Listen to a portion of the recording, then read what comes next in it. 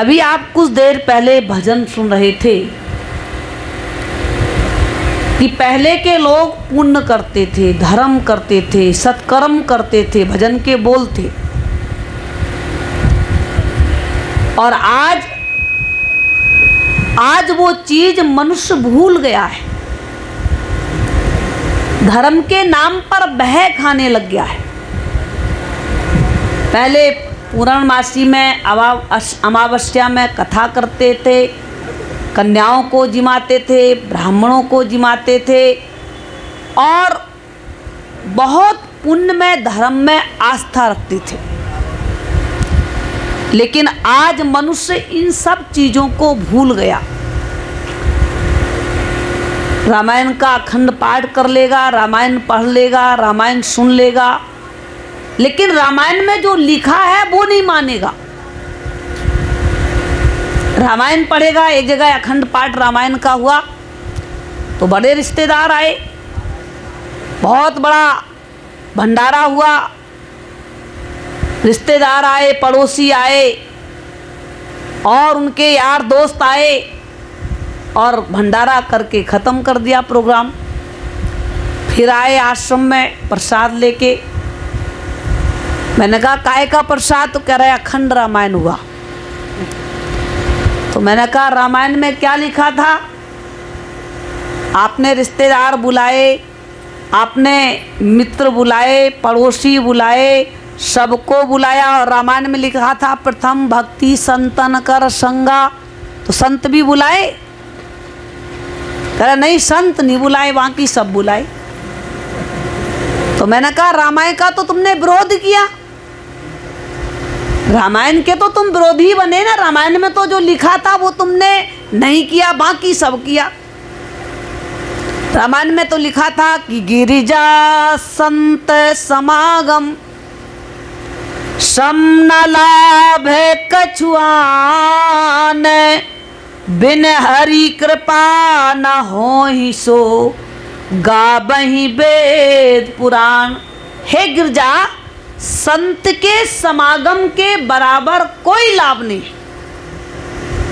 अब रामायण में तो संतों का साथ लिखा था और तुमने वही काम नहीं किया, बाकी सब करा। तो कह रहा है गलती हो गई, रामायण की मैंने मानी नहीं, गलती हो गई। मैंने कहा आप गलती करने से फायदा भी क्या, गलती मान भी लोगे तो क्या फायदा। देखो, आज हम सबसे पहले अपने जीवन के बारे में सोचें कि ये जीवन सफल कैसे होगा। समाज का उत्थान, देश का उत्थान, देश की उन्नति कैसे होगी। अभी परसों आप सब लोगों ने 15 अगस्त का कार्यक्रम मनाया, स्वतंत्रता दिवस मनाया। देश को स्वतंत्र करने के लिए लोगों ने कितनी बड़ी बड़ी कुर्बानियां दी। वो भी किसी माँ के बच्चे थे, किसी माँ ने अपनी गोद में उनको भी पाला था।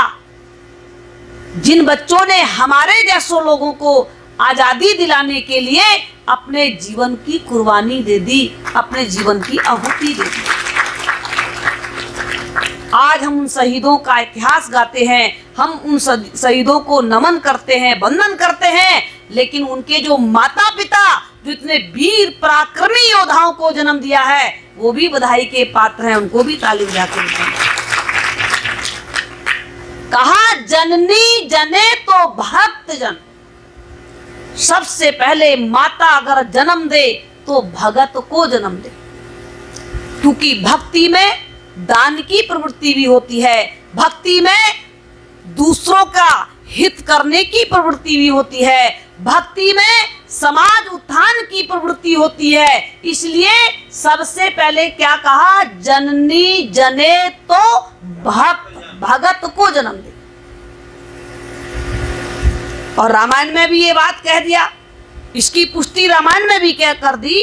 तुलसीदास जी लिखते हैं कि पुत्र बती युवती जग सोई, पुत्र बती युवती जग सोई, रघुपति भगति जासु सुत होई। रघुपति भगति जासु सुत होई। तुलसीदास जी लिख रहे हैं कि पुत्रवती, पुत्रवती वो माँ है कौन सी? रघुपत भगत जासु सुत होई, जिसका बच्चा भगवान का भगत है। अब कौन कौन है जिनका बच्चा भगत है? हाथ उठाओ, उठाओ उठाओ, जितने जिन लोगों ने भगत बना रखे हैं वो उठाओ हाथ। अब आप देख लीजिए, रामायण का पाठ चल रहा है और रामायण की बात एक भी नहीं मान रहे। रामायण में लिखा है कि वो माँ पुत्रवती है, उस माँ को पुत्रवती कहलाने का हक है किसको? रघुपत भगत जासु सुत होई, जिसका बच्चा भगवान का भजन करने वाला है, भगवान के चरण से प्रेम करने वाला है, भगवान के चरणों का प्रेमी है।